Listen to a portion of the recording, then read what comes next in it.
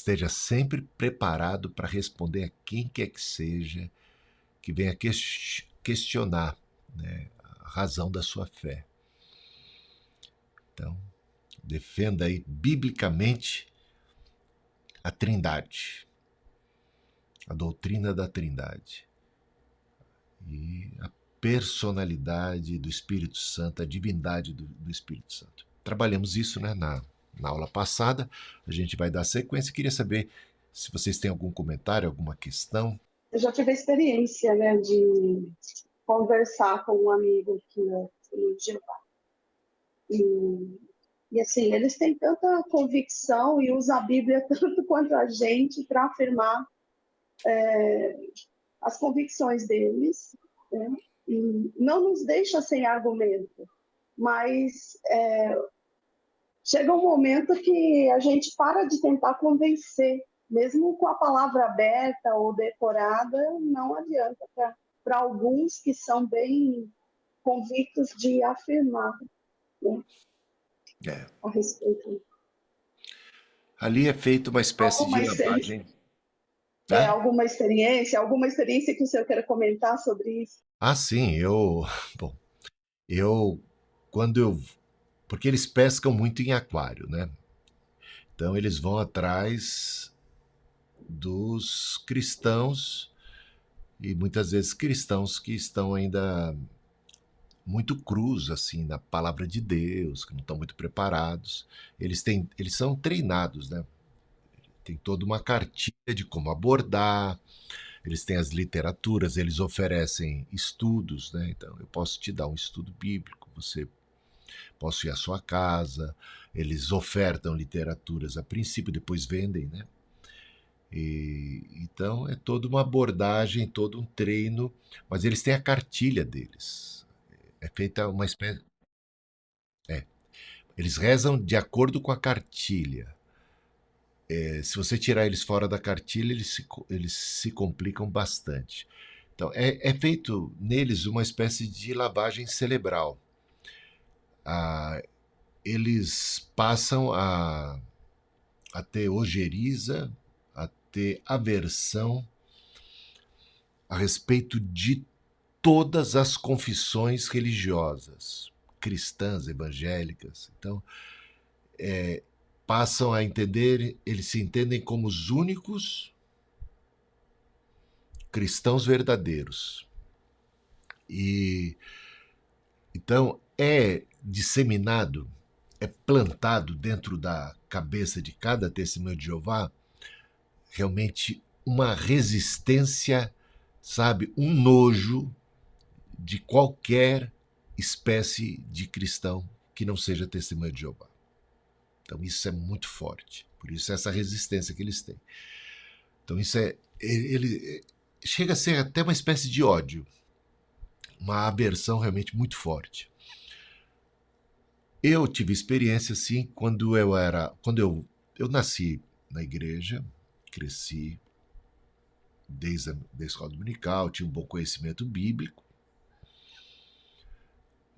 mas quando eu tive um despertamento espiritual aos 16 anos de idade, eu e o pastor Nilson, nós tínhamos 16, não éramos pastores, mas só para identificar o Nilson Campos, que hoje é superintendente do Concílio Leste. Então nós éramos membros ali da igreja de Cidade Ademar. E aí, de repente, o Nilson foi abordado por um testemunho de Jeová muito simpático, articulado, um rapaz assim, que era legal, uma pessoa aparentemente bacana, né? Cativante. E que começou a dar aulas, ou ofereceu-se a dar essas aulas, né, esses estudos bíblicos em casa, na casa do Nilson. Então, o Nilson me convidou e nós éramos assim desavisados em relação a testemunhos de Jeová. Nunca ninguém tinha falado nada. Eu não sabia nada a respeito de testemunhos de Jeová. Então, aí a necessidade da gente, como líderes, preparar o povo, porque realmente o perigo é grande. Então a gente não tinha nenhuma resistência, estávamos abertos entendíamos, encarávamos como um cristão, né? que de repente estava disposto a nos dar instruções, né? Então começamos a estudar com ele. E aí ele já começou a bater naqueles pontos, questionando a divindade de Jesus, a Trindade, falando mal da Igreja Católica, com toda uma tese de deturpação das doutrinas e trazendo coisas estranhas e tal, tal, tal. E aí a gente começou já a perceber o perigo ali, mas a gente Olha, uma coisa boa é que todo cristão verdadeiro, todo cristão, ele precisa ter a mente aberta. Ele não pode ser mente fechada. O que quer dizer isso? É que a gente não é bitolado. Então, eu estou sempre aberto para ouvir o contraditório. Então, nós éramos pessoas abertas para... Opa, você está falando isso? Então, a gente não rechaçava assim, pura e simplesmente. Calma aí. Dá todos os seus argumentos aí. Opa, parece que tem uma coisa forte aqui, parece que tem uma outra coisa forte ali. Então, vamos estudar. Vamos nos aprofundar. Então, eu estou aberto. Você está me trazendo uma novidade, você está me trazendo uma confrontação. Eu não chego ali e descarto assim só porque eu já... Ah, não, eu sou o dono da razão, eu já sei tudo. Não, calma aí. Vinde e arrazoemos, né? O que você tem aí? Então, nós éramos pessoas de mente muito aberta nesse ponto. Você está trazendo. Eu não estou fechado, eu não sou um testemunha de Jeová, que é doutrinado, que é fechadinho na sua doutrina e que foi ensinado a odiar tudo que pensa diferente, entendeu? Nós somos pessoas mais abertas. Então, diga aí. Aí ele trouxe algumas coisas que deixaram a gente com alguma interrogação. Aí o que a gente fazia? Íamos conversar com o pastor. Pastor, estamos assim, aí o pastor ficou preocupado, até deu umas orientações de cautela e tudo, mas tudo a gente ia lá conversar com o pastor e o pastor abria nossa mente para outros textos bíblicos, para problemas com a versão deturpada da nova tradução do mundo lá, das Testemunhas de Jeová. E, então, isso foi ajudando a gente bastante, trazendo mais textos, trazendo mais argumentos. Então, a gente ficava ali, opa, não é bem assim. Aí a gente voltava lá para o Testemunho de Jeová para conversar. Aí ele trazia mais algumas outras coisas. A gente voltava para conversar com o pastor e o pastor dava a instrução, ou seja, de leitura de outros livros, além da Bíblia e tudo. Olha, moral da história. Com passagem, ficamos uns 3 meses, eu não sei quanto tempo nisto, mas nós nos interessamos tanto pelo assunto que naquela época nós escrevemos um livro. Nunca publicamos, mas esse livro está escrito. Eu acho que o Nilson tem esse livro. Os grandes e pequenos erros dos testemunhos de Jeová. A gente foi com tudo para cima dos... Aí começamos a ler as literaturas, doutrina, ler tudo. Aí descobrimos, encontramos naquela época o Instituto Cristão de Pesquisa, Natanael Rinaldi. Íamos, eu acho que era naquela época, não era 24 de maio, aquela rua paralela que tem lá. Íamos lá conversar. Gente, aí a gente foi aprofundar mais. Isso tínhamos 16 anos de idade. Tá entendendo a diferença?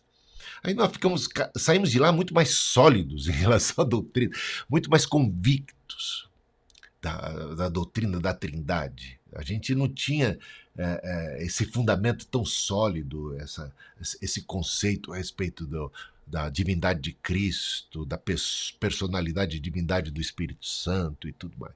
Então, e descobrimos muitos outros erros, e fomos descobrir a história do Testemunho de Jeová.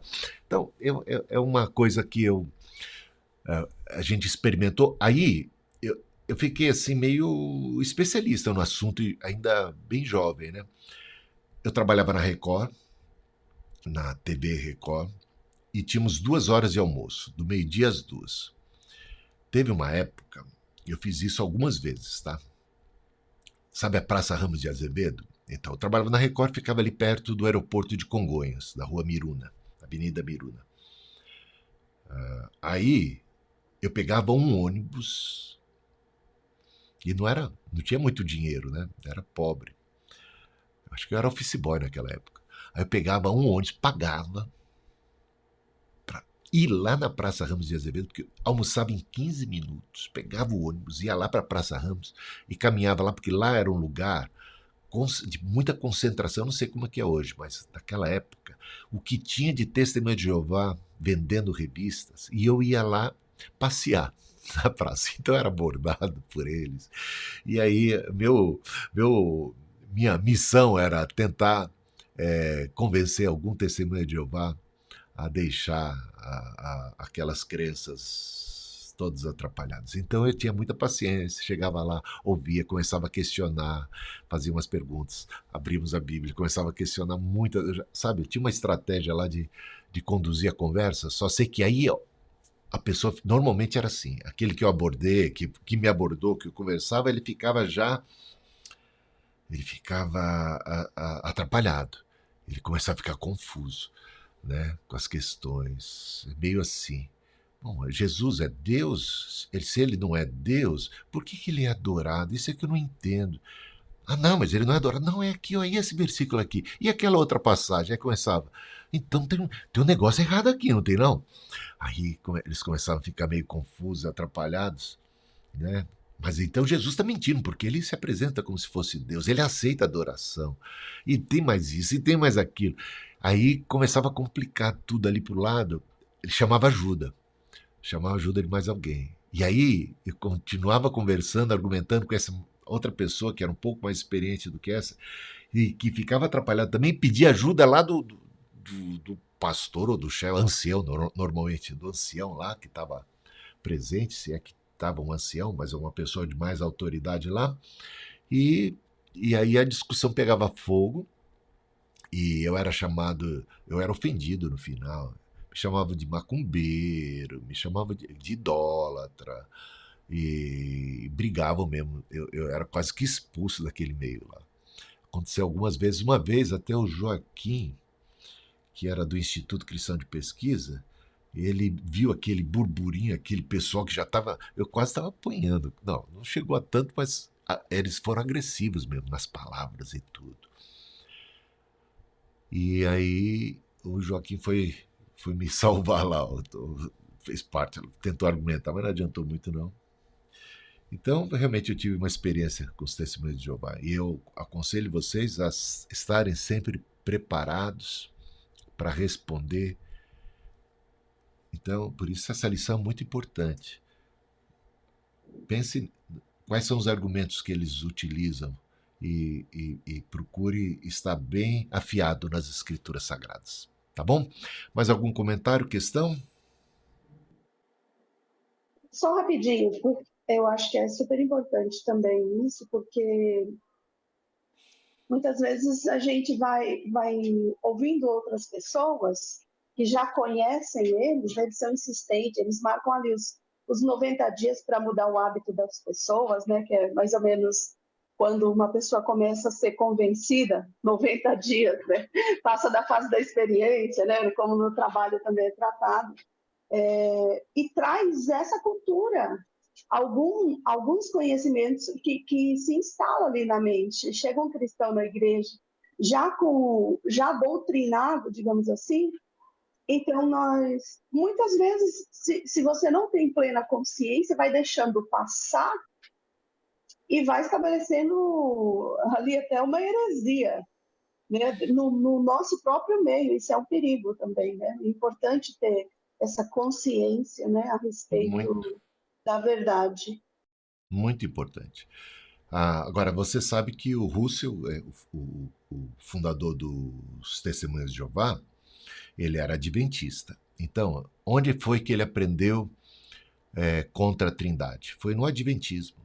Toda a igreja adventista era antitrinitariana. E isso por décadas. Ellen White, o Tiago lá, o marido dela, o James, né, Tiago, todos eles, por décadas, eles eram antitrinitarianos. O ensino da Ellen White, claro, é que Jesus era o arcanjo Miguel. O que diz esse testemunho de Jeová? Jesus é o arcanjo Miguel. Então isso era adventista. Só em 1980, oficialmente, foi que a Igreja Adventista adotou a posição trinitária. Eles pensam hoje como nós. Ainda tem um problema lá do Arcanjo Miguel lá. Ainda tem. Mas eles... Só em 1980, gente. Então, esse assunto é muito, muito importante. E foi ao longo da história, os arianos e toda... Então, é muito importante a gente conhecer bem. Tem os unicistas, tem aquela voz da verdade, né? Tem os modalistas. Os modalistas, eles acreditam que o Espírito Santo é Deus. Acreditam que Jesus é Deus. Mas assim, só tem um Deus. E Deus, às vezes, se manifesta como Pai, às vezes ele se manifesta como Filho, e às vezes ele se manifesta como Espírito Santo. Entendeu? Então, ele tem modos de se expressar. Então, então não existem 3 pessoas, existe apenas uma pessoa que se manifesta de modos diferentes. Aí se você está diante de alguém que acredita que o Espírito Santo é Deus, ainda pode ser que você não esteja diante de alguém que seja defensor da Trindade. Ele pode simplesmente acreditar que existe um único Deus, numa única pessoa, que se manifesta ou como Pai, ou como Filho, ou como Espírito Santo. Vai ter problema? Claro que vai ter problema isso. Isso parece tão, assim, natural de aceitar, né? Mas Jesus conversa com o Pai, né? Jesus diz que o Pai sabe coisas que ele não sabe. Ele diz que vai enviar outro Consolador. Ele não diz que ele vai se manifestar de uma outra forma, né? É isso, gente. Senão Jesus Cristo não teria que vir, ele já teria vindo na pessoa do Espírito Santo, né? Nós aguardamos o retorno de Cristo. Né? E Jesus diz, eu e o Pai viremos, nós viremos e faremos nele morada, né? Então, bom, eu só estou arranhando aqui, a gente não vai falar sobre cristologia, mas tem isso também.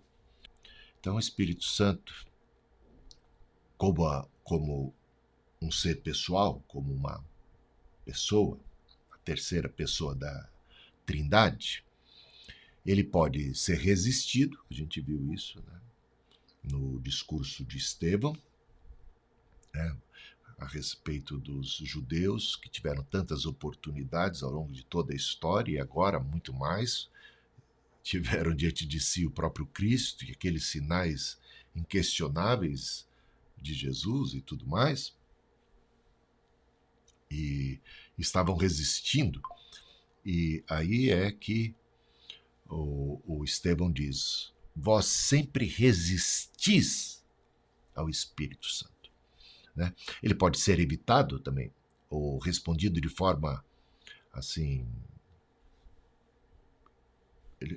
as pessoas podem evitar o Espírito Santo, resistir ao Espírito Santo, como o livro de Atos. Eu acho que tudo isso eu falei. Ele pode ficar irritado, ele pode sofrer, e aqui a gente até, alguém lembrou, olha, tem Isaías 63:10 aqui, e aqui abaixo é o mesmo versículo, né, que inclui que ele pode falar, ele pode ensinar, ele pode revelar sua vontade, e ele pode ficar com raiva, ele pode ficar irritado. Então tem aqui algo repetido. Tá? Então, como uma pessoa pode ensinar, uma pessoa pode instruir, uma pessoa pode falar, uma pessoa pode ficar com raiva, uma pessoa pode ter compaixão, o Espírito Santo se compadece, né? E intercede por nós com gemidos inexprimíveis. E também a gente sabe que só se pode mentir para uma pessoa, né? Na tentativa de engabelá-la, de enganá-la. Né? Ninguém pode mentir para uma pedra. Não faz o menor sentido, né? A não ser que a gente esteja ficando pirado, né? Ou para um vegetal. Qual a intenção de alguém que mente para um objeto, para uma coisa? Porque mentir implica necessariamente em tentar enganar. E uma pedra não pode ser enganada, uma coisa não pode ser enganada, né? Então, mentir então já implica numa certa mente, não de mente de mentir, mas uma certa racionalidade do outro lado, uma certa capacidade cognitiva que é muito típica de seres pessoais, né? Não humanos, mas seres pessoais, sejam angelicais, divinos. Ninguém pode mentir por uma pedra nem por um vegetal. Ananias, agora aí vamos ao texto, né, de Atos capítulo 5, a gente encontra lá que Ananias foi condenado, ele foi recriminado por Pedro e foi condenado por Deus por ter mentido a Pedro. E Pedro diz assim: você não mentiu apenas para mim, mas você mentiu para o Espírito Santo. Né? Então, isso indica que o Espírito Santo se sentiu ofendido. Que o Espírito Santo é um ser pessoal para o qual pessoas como Ananias podem, de repente, mentir, tentar enganar. Agora, aqueles que mentem para o Espírito Santo mentem para Deus. Você não mentiu para os homens apenas, você mentiu para Deus. Aí depois ele diz, você mentiu para o Espírito Santo. Nesse trecho é dito tanto que ele mentiu para Deus, como é dito tanto também que ele mentiu para o Espírito Santo. Deus e o Espírito Santo. Então, isso também sinaliza a divindade do Espírito Santo, não apenas a personalidade, porque o Espírito Santo é denominado Deus ali quando se diz, você mentiu para o Espírito Santo, numa frase. Outra, ali dentro do mesmo contexto, diz, você mentiu para Deus. Como frases sinônimas, né? Você mentiu para o Espírito Santo. Você mentiu para Deus. Bom, o Espírito Santo possui inteligência, vontade, sentimento e propósito. Repare bem. Separou Paulo e Barnabé para a missão. Que coisa, hein? Separou Paulo e Barnabé para a missão. Não é muito interessante isso? O Espírito Santo separou. Pareceu bem a nós e ao Espírito Santo. O Espírito Santo, nesse caso, de Atos capítulo 13, separou. Ele separou. Então isso implica em que o Espírito Santo tem discernimento, em que o Espírito Santo tem inteligência. O Espírito Santo pode avaliar, julgar, decidir, tomar posição, escolher, como é típico de seres pessoais. Mais abaixo, selecionou pastores para o rebanho, Atos 20 e 28. É dito que foi o Espírito Santo que selecionou os pastores. Vocês foram selecionados pelo Espírito Santo. Ele também dá testemunho, deu testemunho. Atos 5, 32, Romanos 8, 16, que diz que o Espírito dá testemunho pessoal, particular, ao nosso próprio Espírito, sobre sermos filhos de Deus. Então, Atos 5, 32, alguém gostaria de ler?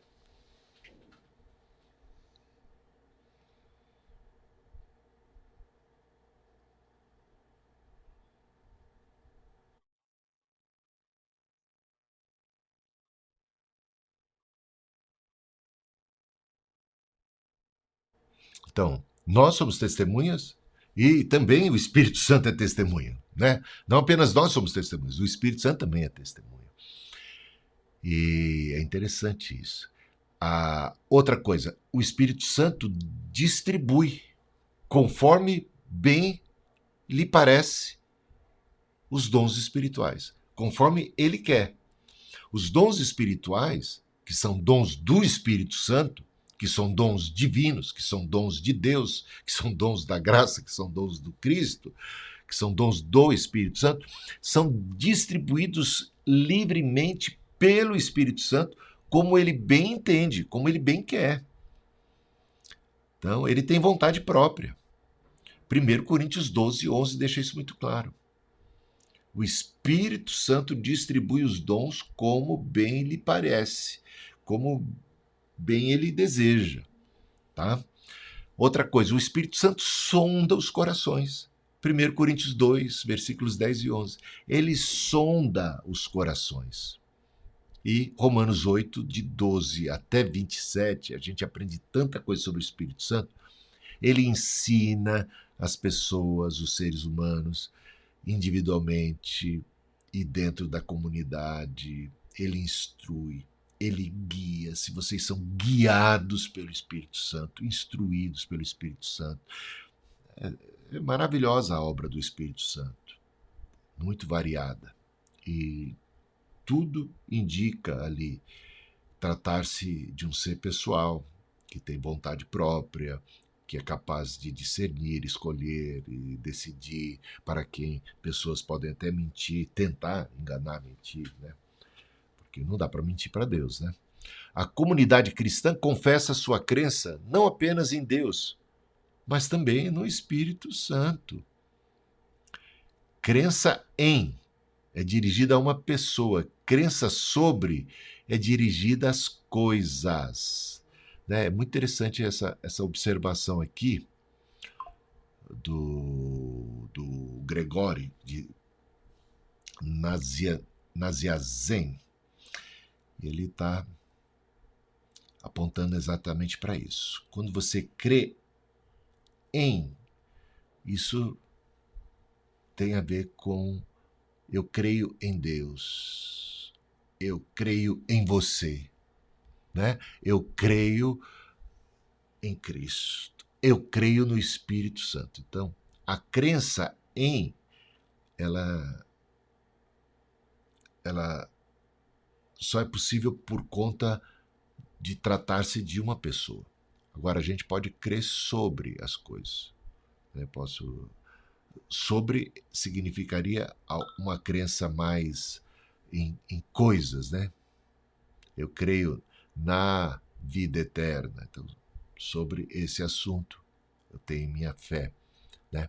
Deus, o Espírito, é dotado de vida, ele é dotado de livre arbítrio, ele é dotado de movimento, que é um movimento independente, não é um movimento causado, não é um movimento que foi assim algo empurrado, algo provocado. Ele tem um movimento independente. Ele decide para onde vai. É claro, ele também tem energia, poder.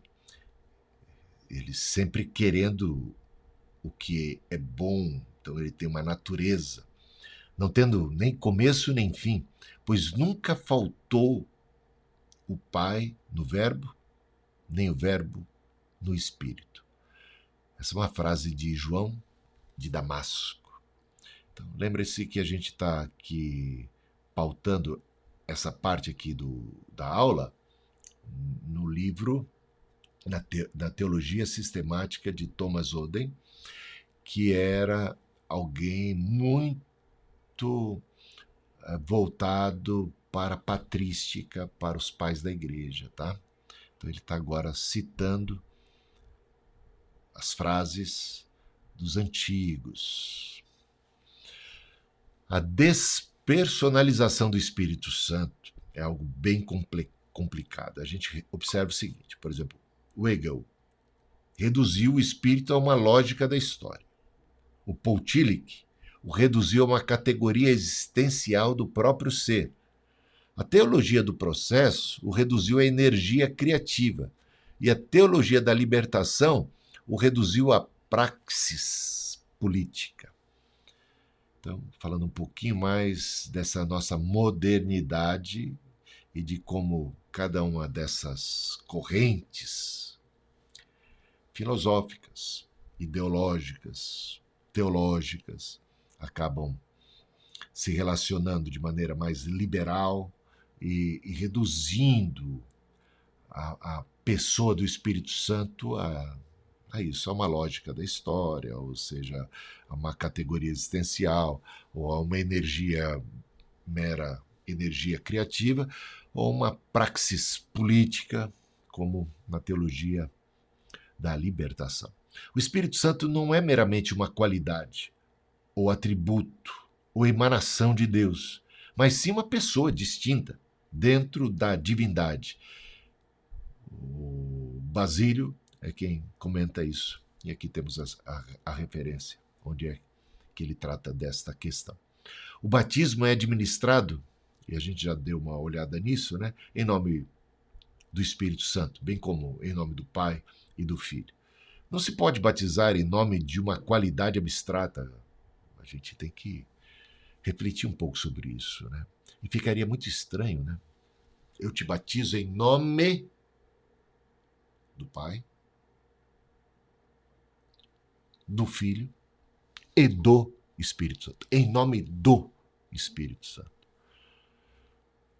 Quando Jesus instruiu a igreja, os apóstolos, a irem por todo o mundo, fazerem discípulos, batizando em nome do Pai, em nome do Filho e em nome do Espírito Santo, em nome do Pai, do Filho e do Espírito Santo, isto indica que estes três são da mesma qualidade. Esses três têm poder, divindade, graça, reconhecimento, status equivalente. Se não, fica estranho. Por exemplo, pega lá o Testemunho de Jeová, leva lá para o Apocalipse, que eles vão ter paura ali quando vem, por exemplo, tudo que é de glória, honra, poder, sabedoria, majestade, todos os louvores dados ao que está sentado no trono são dados ao Cordeiro igualmente, sem tirar nem pôr. Lembra disso? Tudo que é dito, tudo que é dado, todas as honras prestadas a um são prestadas ao outro. Aqui é uma honra tremenda dada a Jesus Cristo, que o batismo não seja apenas em nome do Pai, mas também em nome do Filho. Concorda comigo? Que honra é essa dada a Jesus Cristo? O batismo não apenas em nome do Pai, mas em nome do Filho. Agora, não apenas em nome do Pai e do Filho, mas também do Espírito Santo. Coloca o Espírito Santo em pé de igualdade com as demais pessoas da Trindade. A Trindade está aí, gente. Em nome do Pai, do Filho e do Espírito Santo. E a bênção apostólica, de 2 Coríntios capítulo 13, a graça de nosso Senhor Jesus Cristo, o amor de Deus, o nosso Pai, e a comunhão do Espírito Santo. E a gente já falava sobre quando Paulo trata dos dons espirituais, a gente vai cuidar desse assunto com bastante detalhe mais adiante, mas quando Paulo trata disso, ele logo de cara, ele diz, olha, há uma variedade de dons, há uma variedade de manifestações, de operações, de serviços, mas é o mesmo Deus, é o mesmo Senhor, e é o mesmo Espírito que opera tudo em todos. Ele deixa claro, ele coloca ali. É muito interessante a maneira como ele coloca isso. A Trindade, mais uma vez, ali, em evidência. Né? Então é isso aí. Não se pode batizar em nome de uma qualidade abstrata ou de um atributo, mas apenas em nome de uma pessoa viva e autorizada, principalmente quando você coloca em nome do Pai, do Filho e do Espírito Santo. Então, não faria sentido que o Espírito Santo não estivesse na categoria pessoal das duas pessoas anteriores e nem na equivalência e no status. Não faria o menor sentido. É só você imaginar o seguinte. Vamos pensar nessas seitas, né? Uma seita lá do Jim Jones. Jim Jones vai dizer assim, olha, vocês devem batizar em nome do Pai, do Filho, do Espírito Santo e de Jim Jones. O que você acha do negócio desse? Claro, você não é seguidor de Jim Jones, mas Jim Jones está se colocando numa categoria muito elevada, não é não? Colocar o nome de uma outra pessoa numa bênção, onde já tem o Pai, o Filho, o Espírito Santo, ou num batismo, gente, é simplesmente colocar aquela pessoa em pé de igualdade, ou não é? O que vocês acham disso? Faria o menor sentido, seria até uma blasfêmia. Que o nome de um ser inferior, que o nome de qualquer coisa pudesse estar ali nesse momento. Sejam batizados em nome do Pai, do Filho e de Ellen White. Ou seja lá o que for, entendeu? Não dá para colocar nenhum ser, nenhum anjo, ou em nome do arcanjo tal, ou do Gabriel, do Miguel, nenhum anjo, nenhum ser. E também não faria o menor sentido que o Espírito Santo não fosse uma pessoa, porque é em nome do Pai, do Filho e do Espírito Santo ele não seria uma pessoa, ele seria... Então, que história? Por quê? Não faria sentido também. Então, mais um sinal aí, mais uma evidência da Trindade. E sobre pecar contra o Espírito, aqui a coisa pega, hein? Por quê? Eu vou ter um capítulo que eu vou trabalhar bem essa questão aí da blasfêmia contra o Espírito Santo. Agora vou só arranhar o assunto. Porque é interessante que Jesus diga assim, olha, aquele que blasfemar contra o Pai ainda tem perdão. Aquele que blasfemar contra o Filho ainda pode encontrar o perdão. Mas aquele que blasfemar contra o Espírito Santo não vai encontrar perdão, não vai ter perdão. Então, além de o Espírito Santo estar aqui, mais uma vez, sendo colocado em equivalência, né, trabalhando ali, pecar contra o Pai, pecar contra o Filho, pecar contra o Espírito Santo, ou seja, colocando esses três em equivalência, traz agora algo que distingue o Espírito Santo, não para menos, até um pouco para mais nesse ponto, né, nesse quesito.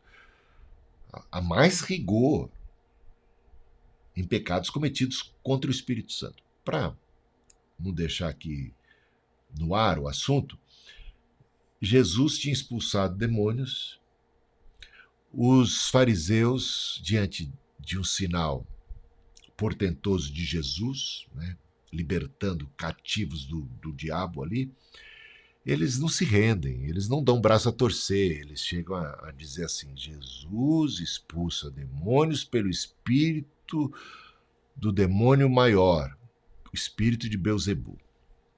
Ou seja, diante de cada milagre que Jesus executava, eles tinham alguma saída para não reconhecer, para não se curvar diante das claras evidências, dos sinais portentosos. Eles procuravam sempre uma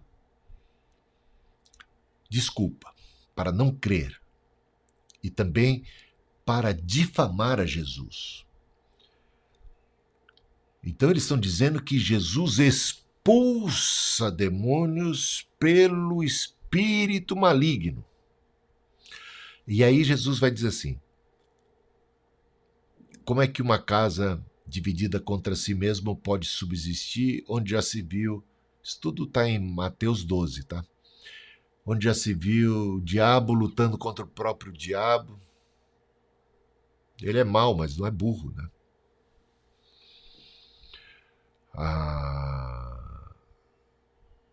Aí Jesus vai e diz assim: mas se eu expulso demônios pelo Espírito Santo de Deus, é chegado até vós o reino de Deus. Porque ninguém entra na casa do valente para saquear-lhe os bens, e era exatamente isso que Jesus, a luz que vindo ao mundo ilumina todo homem, entrou o príncipe desse mundo que estava escravizando, colocando todo mundo debaixo das trevas e da escravidão do pecado, da opressão.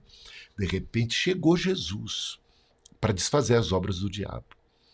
E ele encontra um escravo do diabo, alguém que está nas mãos do diabo, e liberta, porque o Espírito de Deus está sobre mim, disse Jesus, logo no início do seu ministério, citando exatamente a profecia de Isaías, capítulo 61. Então, lá em Lucas 4, por exemplo, você vai encontrar esse registro. Leu as Escrituras, o Espírito de Deus está sobre mim, porque me ungiu para a proclamação da libertação para os cativos. O dia, o ano aceitável do Senhor, para pôr em liberdade, para quebrar as cadeias. É exatamente o que Jesus está fazendo. E está fazendo isso pela unção do Espírito Santo, cumprindo as profecias do Antigo Testamento. Mas os fariseus que conhecem, que receberam essa profecia, e que estão vendo o que Cristo está fazendo, estão atribuindo a ação do Espírito ao Beelzebul. Desta forma, estão blasfemando não apenas contra Jesus, não apenas contra Deus, estão blasfemando contra o Espírito Santo. Agora, o Espírito Santo não é aquele que convence os homens do pecado, da justiça e do juízo? O Espírito Santo não é aquele que opera em Cristo sinais e maravilhas, que testifica para as pessoas que Jesus é o Filho de Deus? Quando os seres humanos atribuem a esta bendita obra do Espírito Santo de convencimento, de testemunho, de graça, de evidência de que Jesus é o Filho de Deus, atribuem isso ao diabo, o que é que resta para elas? Entendeu? Porque elas estão simplesmente se levantando contra aquela graça bendita de Deus para o convencimento delas. Então elas se fecham exatamente para toda a ação divina que visa exatamente convencê-las do pecado, da justiça e do juízo. Tal é a gravidade desse pecado.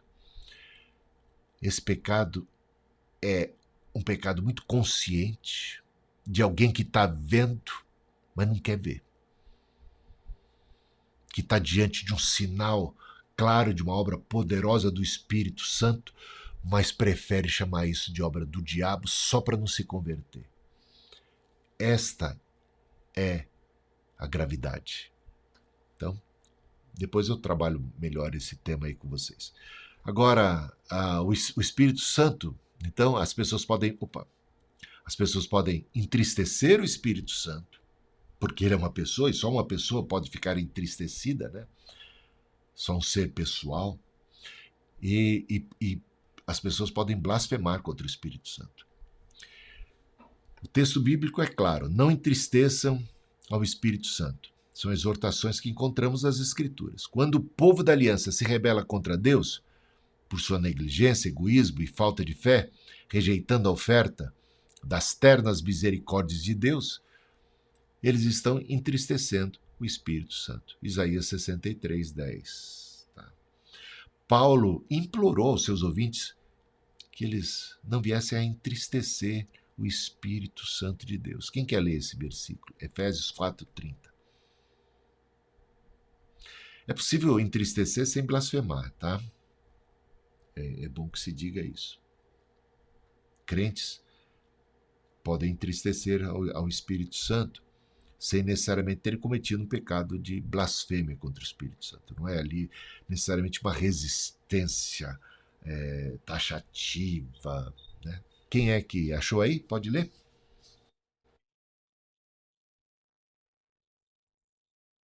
No qual fostes...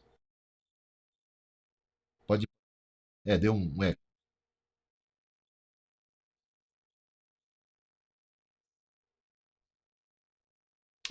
É isso. Então você foi selado pelo Espírito Santo de Deus. Então não entristeça o Espírito Santo de Deus. E a gente, é claro, pode entristecer o Espírito Santo de Deus agindo com incredulidade, agindo com irreverência, agindo com pecando, né? Com pecados e de alguma maneira desprezo também. Podemos desprezar o Espírito, a ação. Podemos estar amando mais o mundo, né? De repente sendo atraídos pelo mundo. Não ameis o mundo, nem as coisas que há no mundo. Então, de repente, essa amizade com o mundo pode se tornar uma inimizade contra Deus, que começa a entristecer o Espírito Santo no qual nós fomos selados para a redenção. Então, há bastante apelo na Bíblia para não cometermos esse erro. O Espírito Santo pode ser ignorado, recusado e resistido. Olha só, Gálatas 3, versículos 2 e 3. O que diz lá? O Atos 7,51 a gente já sabe, né? Já citou, do sermão de Estevão. Né? Vocês sempre resistem ao Espírito Santo. E o Gálatas 3, versículos 2 e 3. Quem achou pode ler.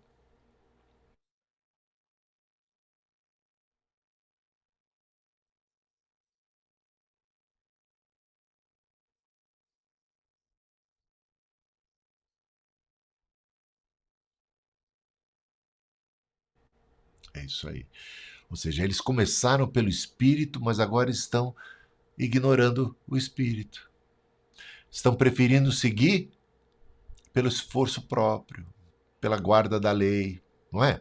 Eles estão recusando aquela direção do Espírito. Eles nasceram do Espírito, começaram a andar pelo Espírito, mas agora se recusam a continuar andando pelo Espírito. Eles estão rejeitando o Espírito por não estarem confiando nessa direção do Espírito. Eles estão voltando à prática da lei. Estão confiando na guarda dos mandamentos, em todos aqueles rituais, um regresso ali para a antiga aliança. Então, isso é uma recusa do Espírito Santo. E outra frase bem conhecida, né? Não extingais o Espírito, não apagueis o Espírito. Então, é complicada essa frase aqui, né? Para aqueles que acreditam que uma vez salvo, salvo para sempre, fica difícil de coadunar, né? Não faz um bom coro.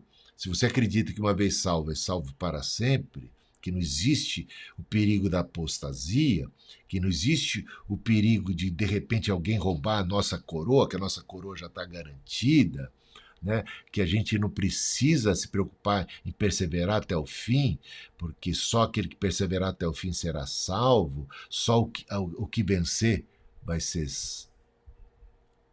Eu vou permitir que você grave aí localmente, tá? Que alguém solicitou. Então, veja só, não extingais o Espírito, mas extinguir o Espírito é simplesmente apagar o Espírito. É óbvio que isso se trata de apagar o Espírito na minha vida. Eu não consigo apagar o Espírito Santo porque ele é Deus. Eu consigo resistir, eu consigo me opor, eu consigo entristecer, eu consigo de repente ignorar, eu consigo voltar as costas. Se hoje ouvirdes a sua voz, não endureçais os vossos corações.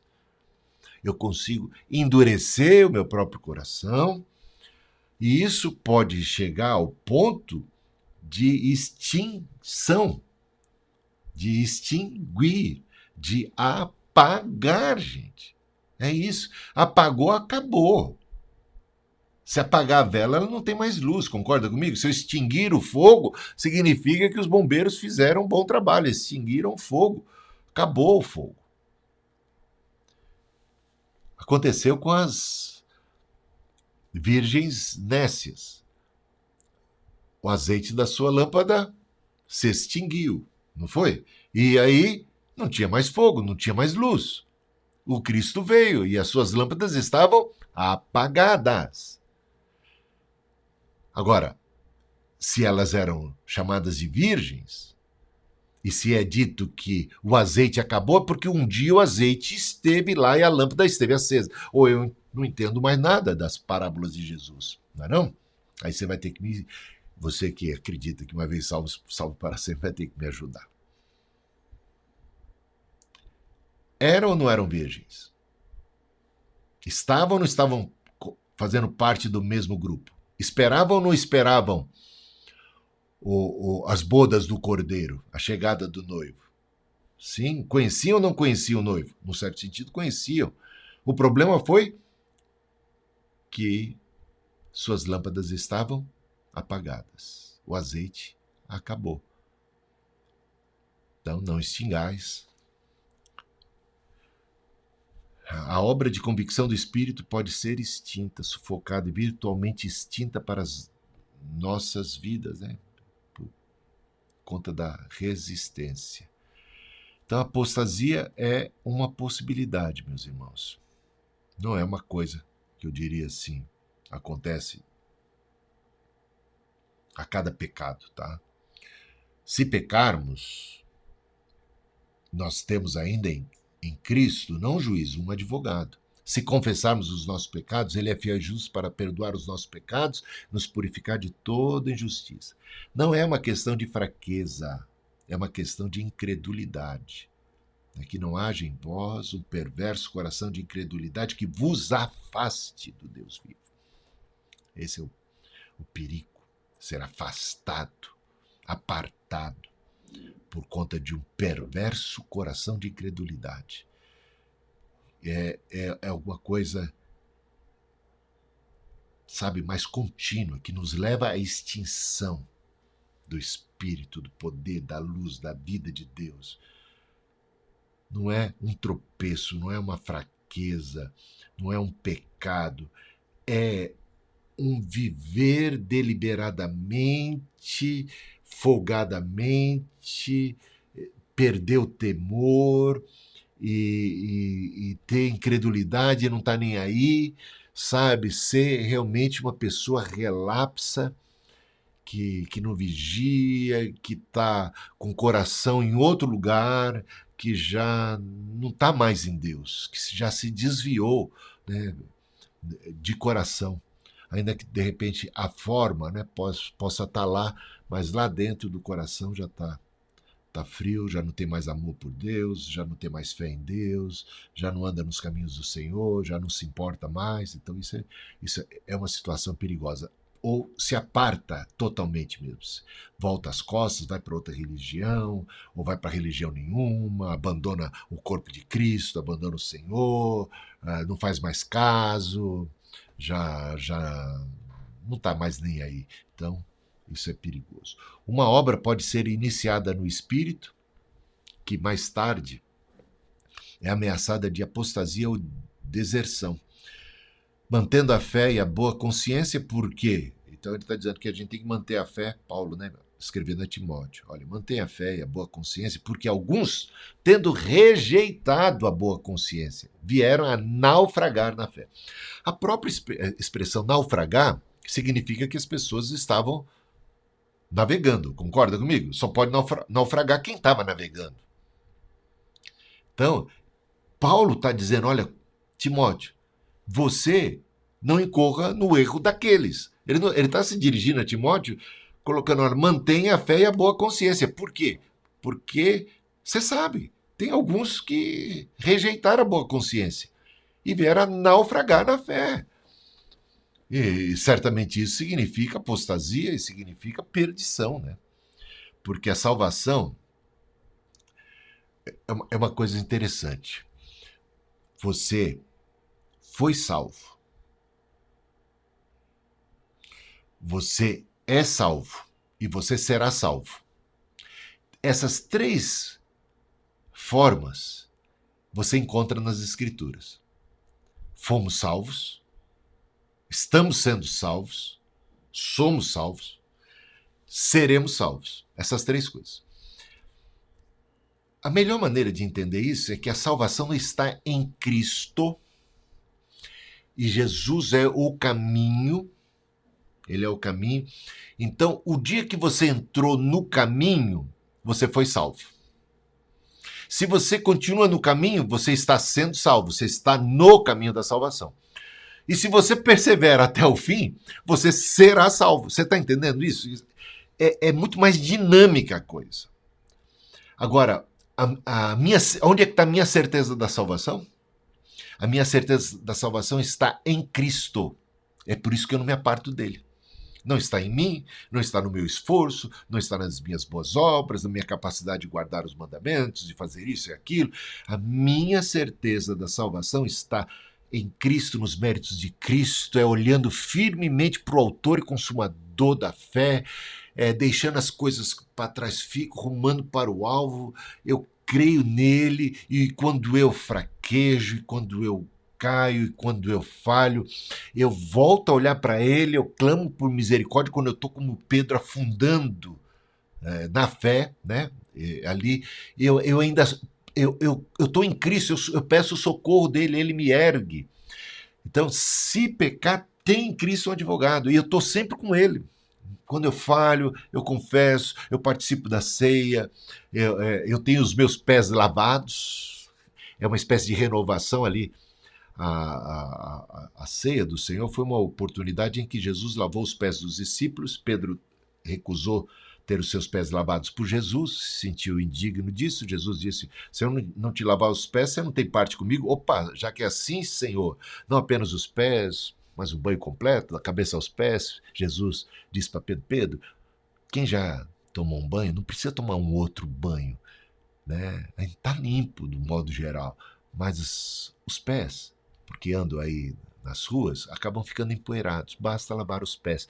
É um trabalho de manutenção que Cristo faz por nós. A cada ceia do Senhor nós confessamos, nós vamos ao Senhor e somos renovados na fé, e somos alimentados, Ele é verdadeiro alimento, e temos essas comunicações da graça, da santificação, do perdão. Então, estamos caminhando com Cristo. Agora, alguém que se aparta de Cristo tem esperança de salvação? Se você se apartar dele, a salvação está nele. É isso que seria uma apostasia. Não tem como alguém que se aparta de Cristo e não crê mais, e não confia mais, e que agora prefere confiar em qualquer outro Deus, ou em qualquer outra ideologia, ou qualquer coisa que substitua Cristo, ele está se apartando do Salvador. Então, isso não tem assim, não tem como, né, ter salvação, porque essa ideia de que a salvação foi um ato assim, quase que jurídico, né, uma coisa assim, simplesmente uma declaração, uma experiência estática lá do passado, que independente do que vai acontecer, do que vai rolar, você está garantido. Isso é muito estranho. Você não encontra eu não encontro base bíblica para um pensamento como esse, né? Eu fui salvo, aquela experiência é muito importante para mim, mas ela me colocou diante do caminho pelo qual eu devo seguir. Eu quero seguir Jesus, e é nele que eu tenho a minha salvação. Bom, na lei levítica, aqui vai aquele trecho que falava um pouco mais sobre blasfêmia contra o Espírito Santo, mas já estamos na hora aqui do intervalo. Eu vou interromper agora o compartilhamento e vou fazer uma abertura do que nós falamos até agora nessa aula aqui, para não seguir aqui muito adiante, falando. O que vocês têm a dizer? Comentar, questionar, falar, por favor. Eu prefiro, sabe, gente, agora são 8h30, eu prefiro ir direto até umas 9, por exemplo, sem um intervalo. Se vocês não se incomodam, eu acho que é melhor, depois a gente libera mais cedo, né?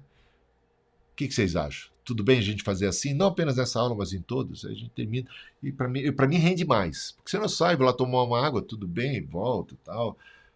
Mas eu acho que dá. Depois a gente ganha tempo, né? Eu prefiro. Se ninguém faz objeção, podemos seguir. Muito que bom. Então, agora vamos bater um papo.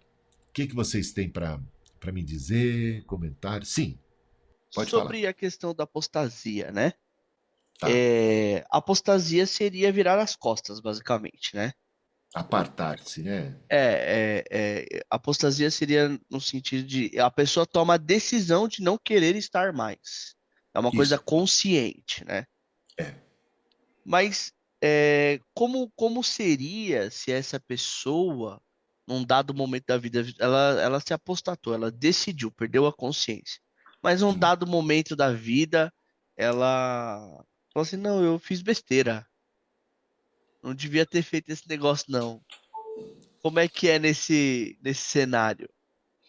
Então, uma apostasia de alguém que foi verdadeiramente cristão, aí a gente tem que pegar lá Hebreus capítulo 6, Hebreus capítulo 10. Uma apostasia de alguém que experimentou os poderes do mundo vindouro, que nasceu de novo, que foi uma nova criatura, conheceu a Cristo, foi cheio do Espírito Santo, caminhou.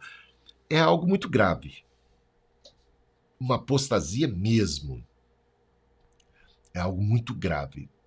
Que diz o autor de Hebreus, não tem volta. É como um pecado contra o Espírito Santo.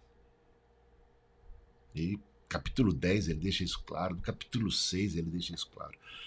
Então, apostasia consciente de alguém que verdadeiramente foi de Cristo, cheio do Espírito, conheceu, experimentou e tal, uma apostasia seria algo gravíssimo e é um pecado que praticamente não tem retorno. Agora, se essa pessoa retornou, é porque ela. De duas, uma. Aí a gente vai começar a ter que refletir. Se ela retornou, ou é porque ela nunca teve a experiência anterior, ou porque ela nunca se apartou plena, consciente e total. Entendeu?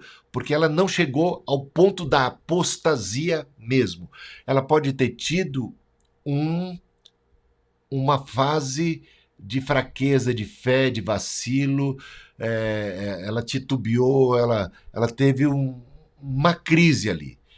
Então, por isso é muito difícil para mim, para você, para quem quer que seja, avaliar se uma pessoa já pecou contra o Espírito Santo ou já praticou o pecado que seria o da apostasia, porque a gente teria que ter plena consciência de que essa pessoa foi plenamente, verdadeiramente salva e teve uma experiência viva com Deus de salvação. O Espírito testificou com o seu Espírito que ele era filho de Deus, foi cheio do Espírito, caminhou com Cristo e de repente decidiu não querer mais Jesus, não querer mais o Espírito Santo, não querer mais nada e preferir.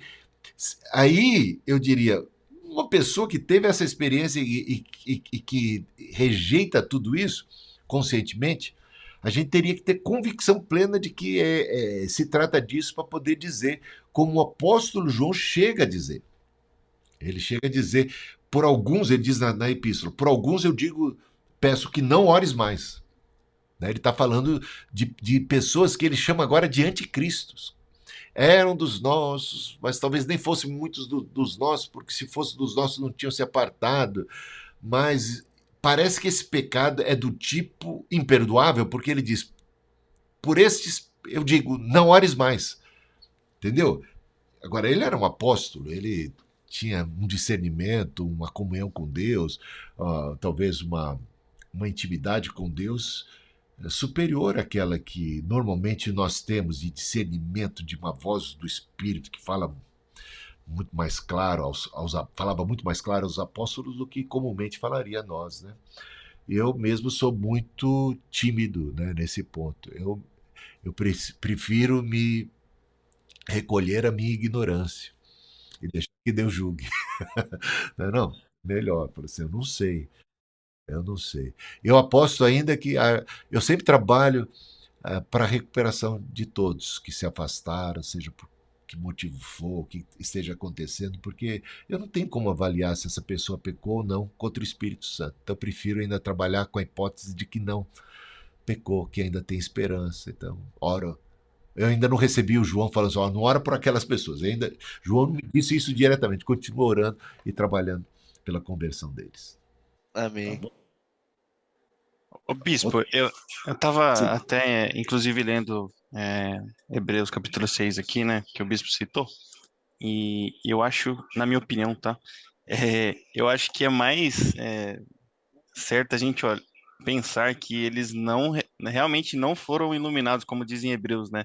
Que eles não experimentaram, né? Porque ele mesmo diz no capítulo 6 versículo 4 que é impossível trazer de volta ao arrependimento. Então, de fato, só existe uma forma dele voltar, se arrependendo. E se é impossível que ele se arrependa novamente, então é melhor a gente acreditar que ele não experimentou, né? Sim.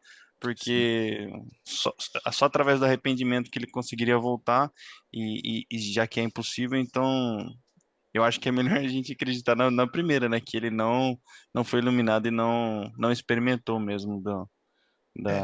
da... Ou, sim, sim, Felipe. Ou não experimentou, ou não se afastou, ou não se apostatou de coração, de alma, de mente, né? De maneira plena. Então, uma das duas coisas, porque se houve arrependimento e retorno, então alguma coisa não incorreu nesse grave pecado. Né? É isso aí. Bispo, Sim. emendando uma pergunta aí nessa do Felipe.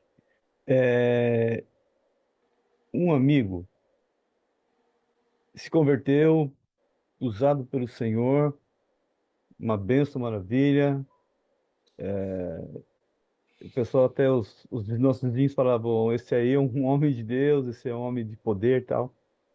De repente, aí acho que depois de uns 25 anos mais ou menos de fé, ele se afastou e ficou aí acho que mais ou menos uns 6 anos, aí virou um alcoólatra e um ano mais ou menos antes dele falecer, ele começou de novo a voltar, e só que nesse meio tempo ele não conseguia se achar mais dentro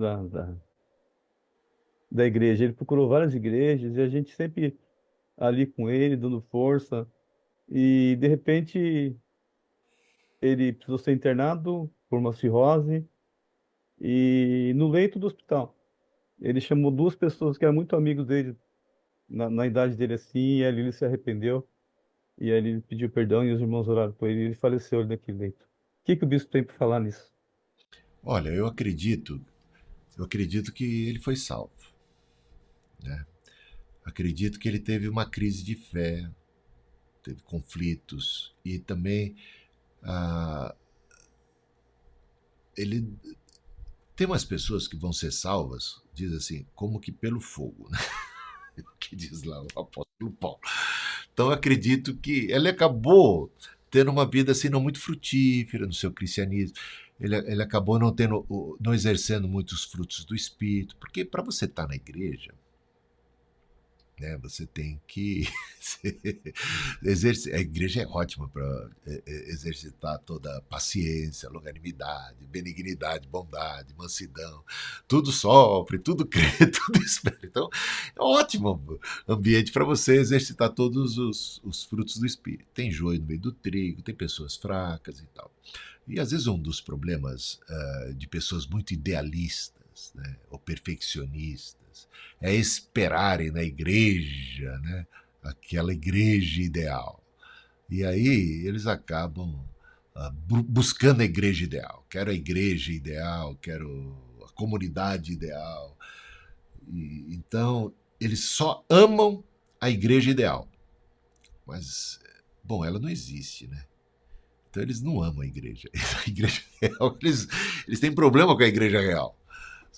Agora, Jesus, ele amou a igreja real. Ele amou aqueles discípulos que, na hora da crucificação, pernas para que te quero, né? Deixaram ele sozinho. Ele amou a Pedro, a ponto de buscá-lo novamente. Então, essa é uma das certezas que eu tenho da salvação, é que ela não depende única e tão somente de mim e da minha boa vontade. Ela depende muito da graça e do poder e da providência divina e de um Senhor que ele me busca, ele me quer, né? Isso é maravilhoso. Ele me salva. Agora, ele não me salva contra mim mesmo. Ele vai chegar ao ponto de repente, respeitar se houver um perverso coração de incredulidade, uma insistência, uma coisa assim, ele vai deixar. O filho, o jovem rico, aquela experiência, aquela passagem é tremenda, gente. Jesus, é dito assim, Jesus o amando, disse, uma coisa só te falta. Vende o que tem, dá aos pobres.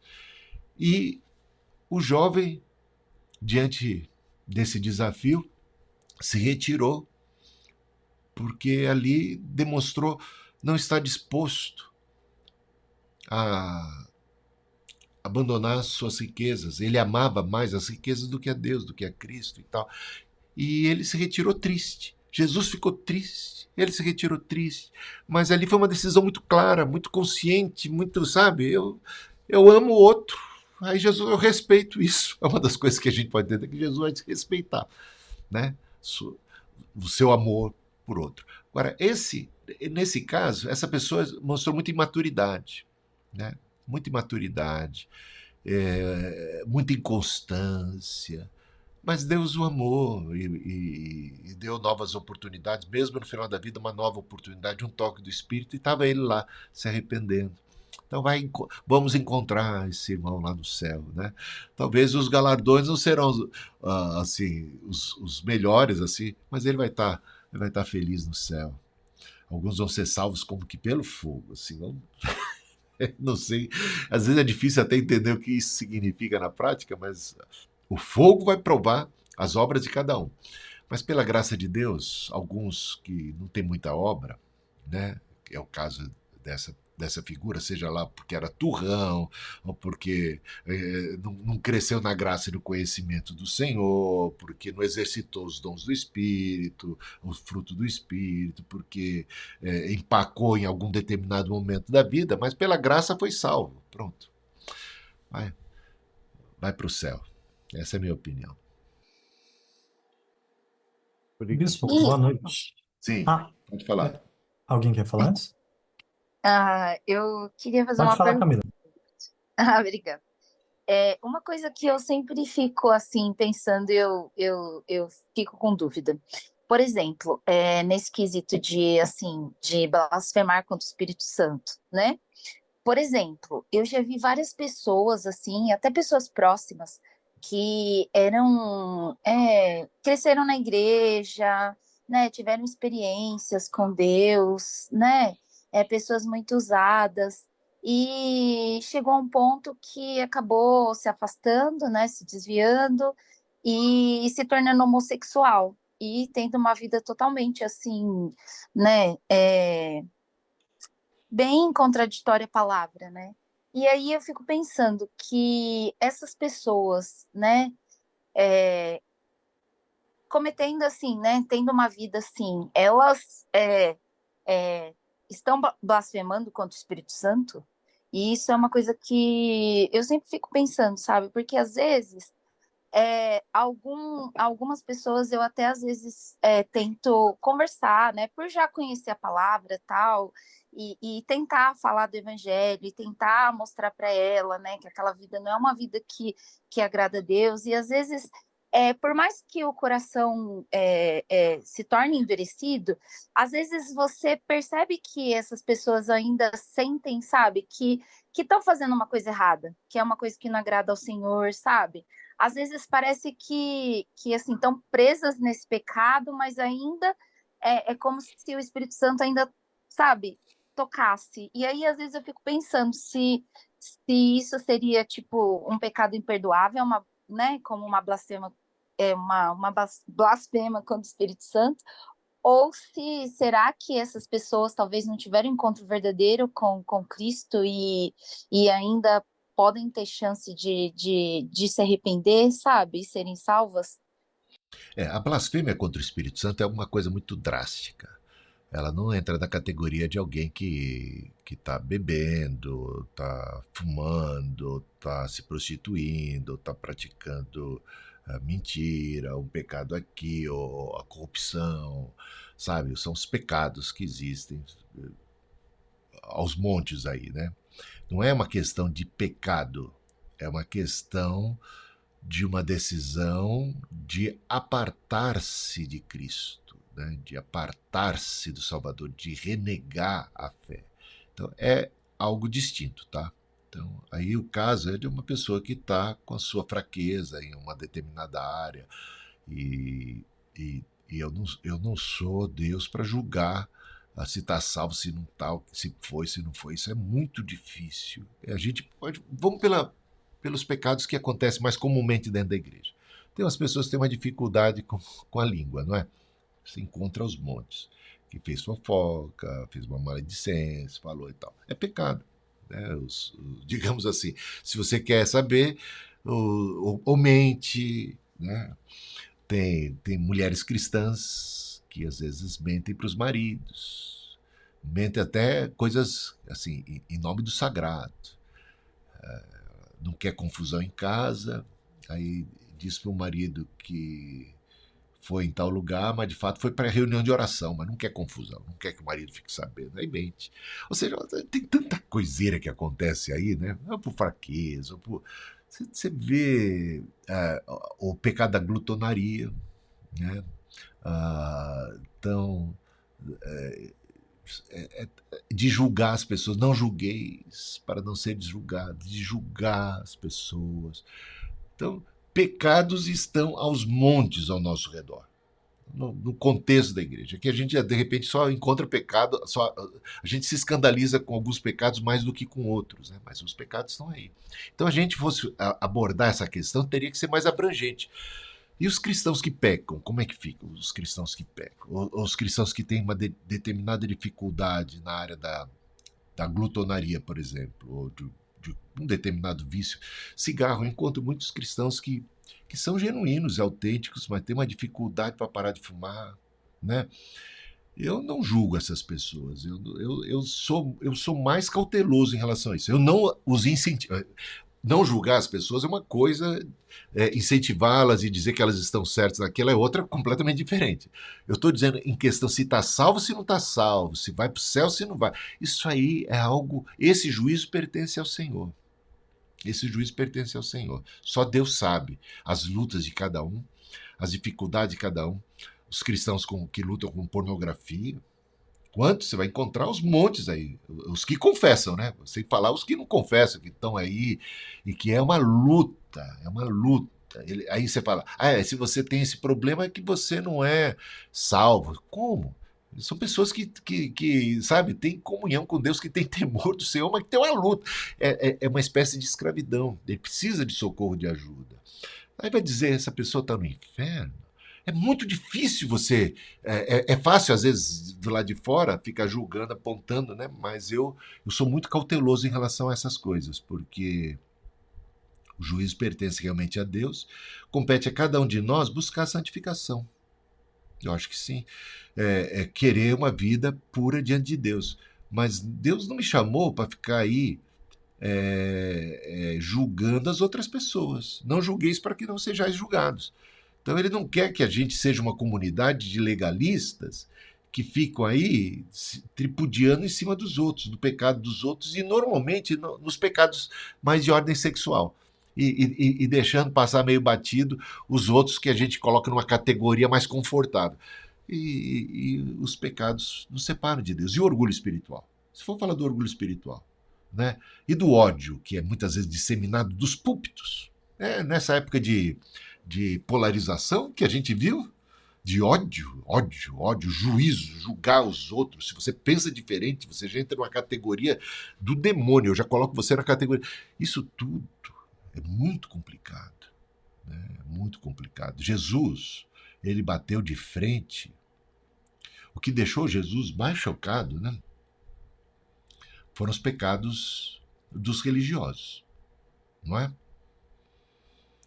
A comercialização do sagrado, a hipocrisia dos fariseus, que eram santarrões, que ficavam ali julgando, menosprezando e até com pedras nas mãos para apedrejar uma mulher pega em adultério e citando sempre a lei. Gente, isso a gente tem aos montes. Só que Jesus diz, eu não te condeno. E o que nós dizemos? Nós estamos condenando um montão de gente. Estamos condenando o homossexual, condenando o travesti, condenando a prostituta, condenando o bêbado, condenando todo mundo. Só que Jesus chamou a gente para salvar essas pessoas. E não para condenar essas pessoas. Então, eu diria, vai e não peques mais, né? Eu não te condeno. Jesus não está aí para te condenar. Ele é teu Salvador. Ele perdoa os pecados. Eu acho que Jesus tem mais ojeriza de pecados de pessoas com pedra nas mãos, né? Esses que têm pedras nas mãos são normalmente alvo de uma indignação da parte de Deus. E o que ele fala aos religiosos judeus no capítulo 23 de Mateus: sepulcros caiados, raça de víboras, sabe, vocês impõem fardos pesados, difíceis de carregar sobre as pessoas. Vocês fecham o reino dos céus para elas. Veja, Jesus é a porta e os fariseus são aqueles que estão fechando a porta, estreitando o caminho, dificultando a entrada dessas pessoas, criando uma série de regras, de leis e de coisas.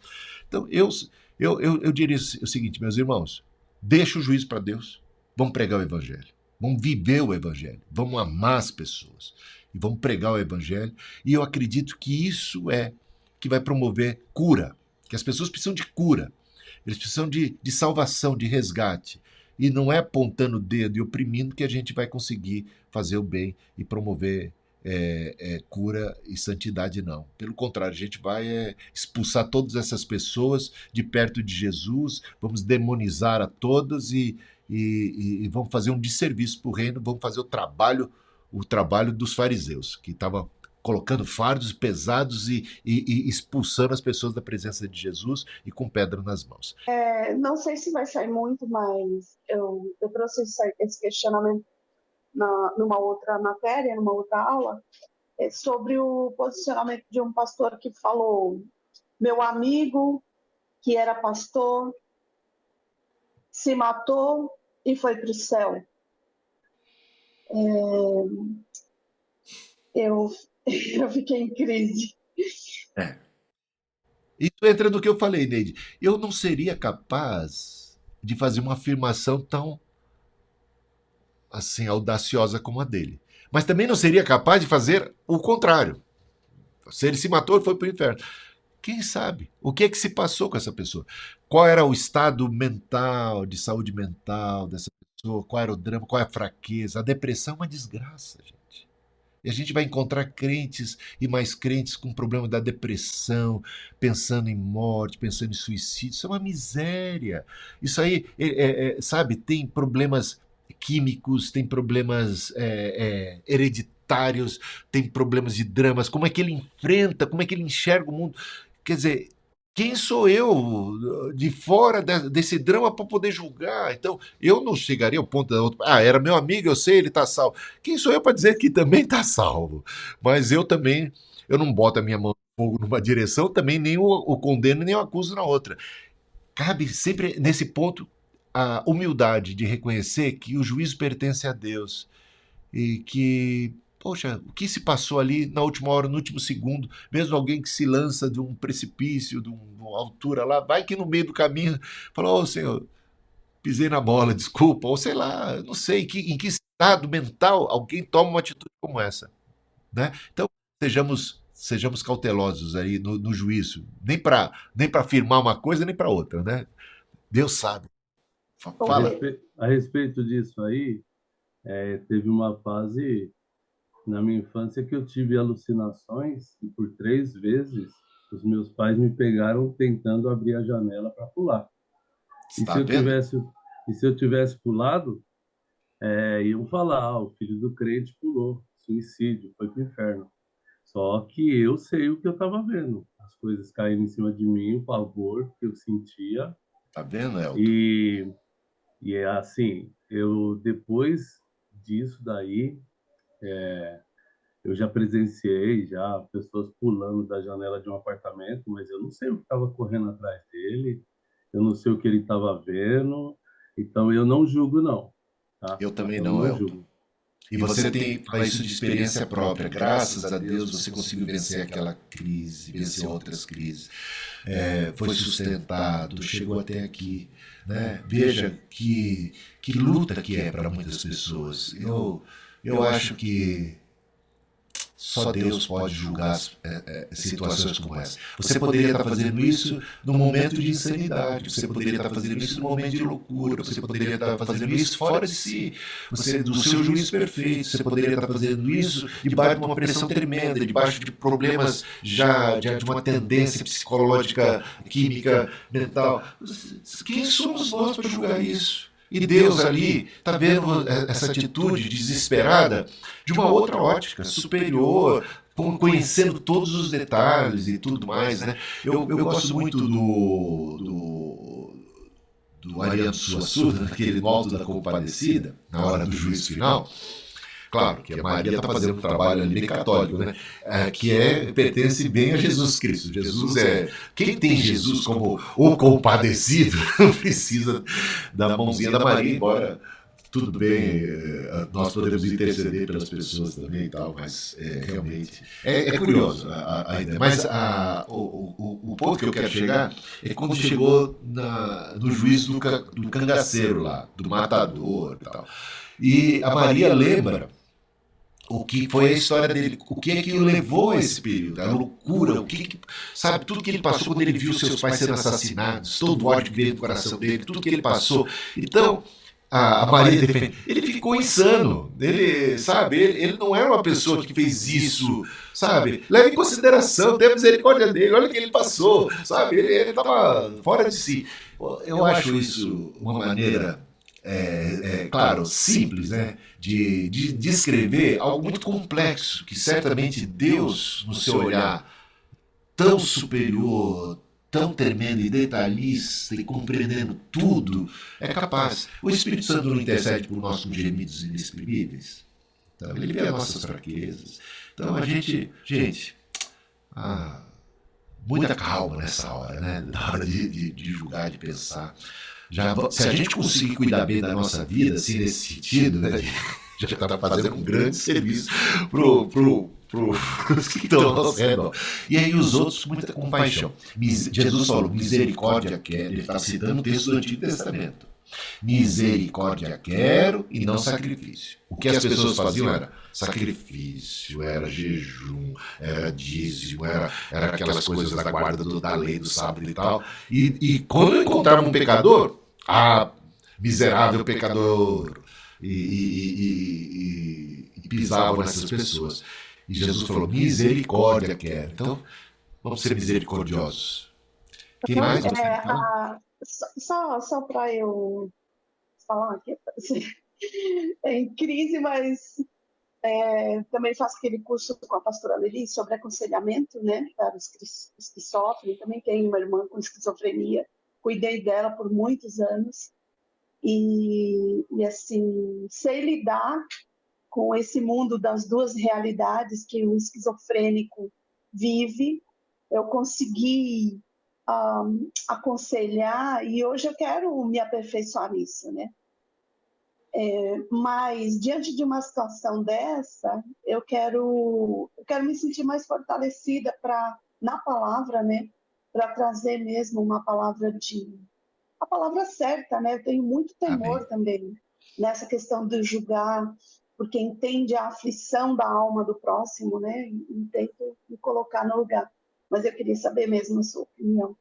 Muito bom. Acho que isso hoje em dia muito mais, né? É super importante, porque as recorrências são grandes, muito grandes.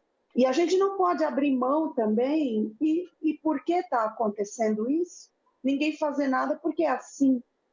Então, deve existir alguma forma da gente trabalhar com sabedoria. É isso que eu tenho buscado. Faz muito bem. E a gente, com graça e sabedoria, podemos ajudar as pessoas que estão ao nosso redor. Quem mais gostaria de falar? Ô, Bispo, boa noite. O Navarro aqui. Fala, Navarro. Como vai? Tudo bem? Vamos lá, minha dúvida é a seguinte, Bispo. Quando a gente vê o ministério de Jesus, a gente vê Jesus cumprindo, né, aquilo que era profético ali do Velho Testamento, e ele trazendo ali tanto assim assim o sacrifício de Deus para que nós fôssemos salvos, mas ele traz também aí a nova aliança, né? Com o seu sacrifício se inicia o tempo da graça, mas assim a gente vê pouco Jesus falando a respeito vamos dizer, de questões morais, de pecados, assim, classificando isso. Isso aí a gente vê mais depois o apóstolo Paulo, por exemplo, nas cartas que ele escreve às igrejas, ele trazendo todo esse discurso, né, toda essa orientação. E a minha pergunta é a seguinte: quando a gente chega nesse ponto aí de julgar, quando a gente está jogando, quando nós não estamos jogando, eu fico uma dúvida, aqui, um certo conflito. A igreja, na sua cultura, quando ela permite que algumas pessoas acessem níveis de serviços elevados e outras não, por causa de um pecado, ela não é uma igreja que, de certa forma, ela tem um padrão que julga, Bispo? Um exemplo, né? Olha, tem ali um ministro de louvor. Ele não pode ser homossexual, mas se ele mente, se ele fofoca, às vezes passa, entendeu?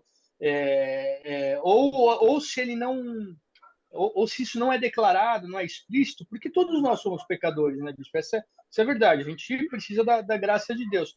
Então, a pergunta, assim, em resumo, assim, a igreja, na sua prática, ela não acaba sendo uma igreja que acaba julgando, Bispo? Sim. Bom, eu acho que aí a gente tem que separar duas coisas. Quer ver?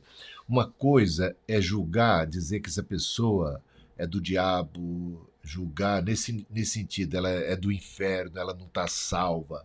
Essa é uma maneira de juízo que eu estou me referindo mais, né? É julgar aquela pessoa já de uma maneira condenatória, condenar essa pessoa. Então isso é disso que eu estava falando mais até agora. Agora, nós exercemos certo discernimento e juízo das coisas e das pessoas. Por exemplo, se uma pessoa passa a perna na gente numa negociação, a gente já contabiliza isso para, quem sabe, evitar até uma próxima negociação. É uma maneira de estarmos julgando. Estou só simplificando aqui as coisas. Ou seja, a gente começa a perceber, essa pessoa mentirosa fez isso, aquilo, outro. É uma pessoa que eu já tenho que tomar um certo cuidado no relacionamento. A gente não tem como evitar esse tipo de juízo que você coloca agora. E dentro da igreja, igualmente. Vamos lá. Tem alguns critérios, por exemplo, para liderança, que são estabelecidos. Paulo coloca ali que um diácono ou um presbítero deveria cumprir determinados critérios de comportamento, sabe? Então, de boa conduta, ter uma boa reputação. Então, a ideia da boa reputação é uma coisa muito importante.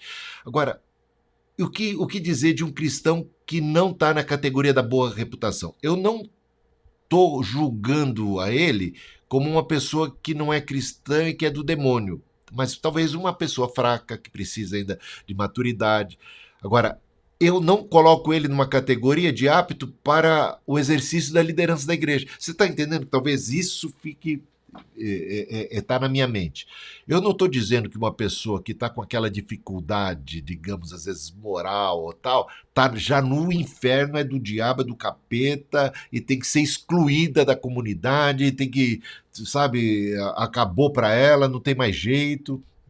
Agora, ao mesmo tempo que eu não chego a esse ponto de juízo, eu estou percebendo, eu estou observando, eu estou vendo as coisas, e aí eu falo, opa, para a liderança você não está cumprindo determinados critérios. Paulo trabalha essas coisas, por exemplo, dizendo que o diácono precisava ser marido de uma só mulher. Quando ele diz e estabelece um critério como esse, a gente já começa a ficar pensando, mas por que ele precisou estabelecer isso como critério? Porque existiam polígamos dentro da igreja. Oh, mas como assim? É claro, tinha gente que se convertia nessa condição, com 2, 3 mulheres e filhos com cada uma delas, aquela coisa toda. Se o apóstolo Paulo pega pesado e diz assim, não, aqui só relacionamento monogâmico, e você que se converteu vai ter que decidir ficar com uma só mulher, fica com a primeira, abandona as outras, ele está cometendo uma desgraça para as famílias, para essas mulheres que vão ser completamente abandonadas, para os filhos delas que vão ser bastardos. Ou seja, é só desgraça. Então, a igreja acolheu as pessoas como elas estavam. Você veio com 2, 3, 4 mulheres, seja lá como for, essa é a sua família, essa é a sua condição, permaneça assim. Agora, estabeleceu-se um critério para pastorado, liderança da igreja. Então, o diácono seja marido de uma só mulher. Então, existe maneiras de fazer isso sem necessariamente estarmos julgando naquele sentido mais tenebroso que eu falei, que é o sentido de colocar aquela pessoa no inferno. Então, determinada pessoa não está cumprindo determinados critérios estabelecidos, e às vezes cada igreja varia de uma igreja, de uma denominação para outra, quais são esses critérios, né? E aí as pessoas devem respeitar quais são esses critérios. Agora, eu não estou com isso dizendo que quem não cumpre tais critérios está completamente alijado de Cristo e do reino de Deus e está no inferno, eu já o condeno como, sabe, um apóstata. Eu não chego a esse ponto. É isso, talvez.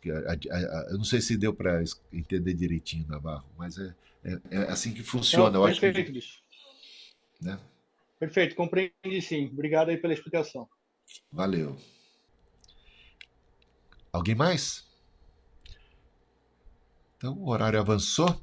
Estamos agora prestes a encerrarmos. Vou passar depois uma tarefinha para essa semana, para vocês, e a gente vai aí trocando ideia e até a próxima aula, com a graça de Deus. Que a bênção do Senhor, Deus Pai Todo-Poderoso, Criador do céu e da terra, e a graça maravilhosa de Jesus, o Filho unigênito, e essa comunhão do Espírito seja com você, com a sua casa, com sua missão, e te guarde, te proteja e te abençoe em todo o tempo.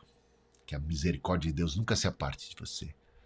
Graça, força, poder e misericórdia. Deus abençoe vocês e até a próxima, se Deus quiser. Valeu, gente!